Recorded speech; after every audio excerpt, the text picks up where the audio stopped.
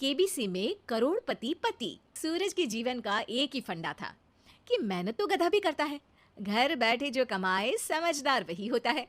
इसीलिए उसने कभी नौकरी ही नहीं ढूंढी। इस बात से हालांकि उसकी पत्नी शिखा बिल्कुल भी अग्री नहीं करती थी, पर फिर भी सूरज को समझाना बेकार था। टीवी में कैसे बनोगे करोड़पति का ऐड देखकर उसे लगा कि बस अब तो घर बैठे ही वो करोड़पति बन सकता है, और उसके पीछे उसने अपने सारे सोर्सेस एक्टिव कर दिए। 2 हफ्ते में उसके कलीग के साले के पड़ोसी के बेटे का सोर्स निकलता है जो कि उसे शो में पहुंचा सकता है, और सूरज उससे मिलने चला जाता है। अच्छा, तो हमें मुकेश जी बता रहे थे कि आप हमें शो में पहुंचा सकते हैं। हाँ, उसमें कोई तकलीफ नहीं है। मैं कल अगर कोशिश करूँ तो इसी महीने में आपका नंबर आ जाएगा। अरे ये तो बहुत बढ़िया हो गया। अच्छा, वो सिलेबस और क्वेश्चन पेपर का कोई जुगाड़ है क्या? हैं? उसका तो कोई जुगाड़ नहीं है। तो वो वाकई में कुछ भी पूछ सकते हैं? हाँ, वो तो बच्चन जी पर है, जो पढ़ते हैं वो पूछ लेते हैं। पहली कोशिश फेल होने पर अब सूरज के सामने एक बहुत बड़ा सवाल था कि आखिर जवाब कहाँ से लाए। तब शिखा ने एक सजेशन दिया, क्यों ना सूरज अपने चचेरे भाई सुमित से मदद मांगे, जो कि यूपीएससी की तैयारी कर रहा था। हालांकि इतनी मेहनत करना सूरज को समझ में नहीं आता था, पर कोई और रास्ता ना मिलने पर वो आखिर सुमित से बात करता है। अरे सुमित, हमारा कैसे बनोगे करोड़पति के लिए सिलेक्शन होने वाला है। तुम हमें थोड़े चिट बनाने में मदद करोगे क्या? अरे भैया, चिट बनाए तो सालों हो गए हैं, उसमें हमारा एक्सपर्टीज नहीं है। बल्कि आप बोलो तो हम आपकी पढ़ने में जरूर मदद कर सकते हैं। हट, कैसी अनाप शराब बातें कर रहा है तू। सूरज ने सुमित को मना तो कर दिया था, पर तैयारी करने के सिवाय कोई चारा उसे दिख भी नहीं रहा था। खासकर जब 12 के पेपर लीक करने के एक्सपर्ट शुक्ला जो भी हाथ जोड़ लेते हैं। आखिर सूरज को सुमित के पास जाना ही पड़ा, और उसने सुमित और शिखा से वादा किया कि वो बहुत मेहनत करेगा। 1 महीने की तैयारी के बाद फाइनल हुआ कि शो से 1 हफ्ते पहले एक ट्रायल खेला जाएगा, जहां पर सारे रिश्तेदार ऑडियंस की जगह पर होंगे और शिखा सवाल पूछेगी। दूर दराज से भी रिश्तेदार आकर हाजिर हो गए देखने कि आखिर कैसे बनेगा सुमित करोड़पति। सब कुछ सेट था, और इतने में सूरज आकर अपना स्पीच देता है। ये 1 महीना मेरे लिए आसान नहीं था, पर अपने भाई सुमित और अपनी पत्नी शिखा की मदद से मैं इतनी दूर पहुंच पाया हूँ। मेरे मम्मी पापा के आशीर्वाद ने भी बहुत साथ दिया है मेरा। मैं उम्मीद करता हूँ कि आज के शो में आप लोगों को बहुत मजा आएगा। साक्षी पहला सवाल पूछती है, और पूरे कमरे में सन्नाटा छा जाता है।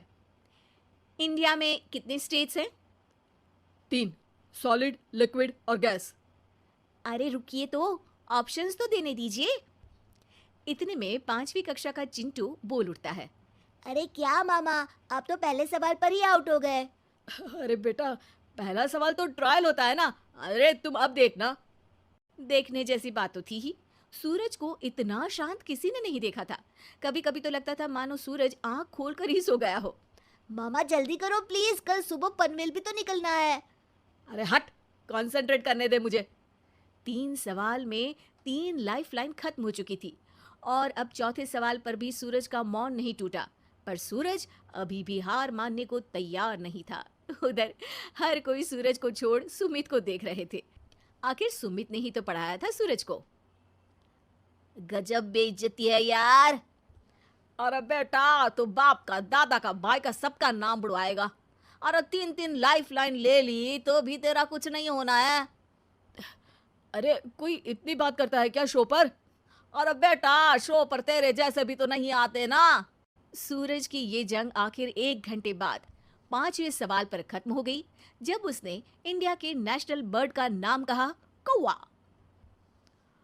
अरे बेटा, मजा तो बहुत आया, बस थोड़ा टाइम पर खत्म होता तो आनंद भी आ जाता। ताने बारिश की बूंदों की तरह बरस रहे थे, और सूरज को भी समझ आ रहा था कि ये करोड़पति बनना शायद उसके बस के बाहर की बात है। पर वो आखिर ये बात मान कैसे लेता? वो सख्त लौंडा जो ठहरा, उसने सोचा कि बेइज्जती तो हो ही चुकी है, पर अगर मैं हार नहीं मानूं तो शायद कुछ हो सकता है। शिखा तुम देखना, असली शो में आग लगा दूंगा, आग। करोड़पति बनूंगा मैं। हाँ, सब्जियां खत्म हो गई है घर पे, ले आओ।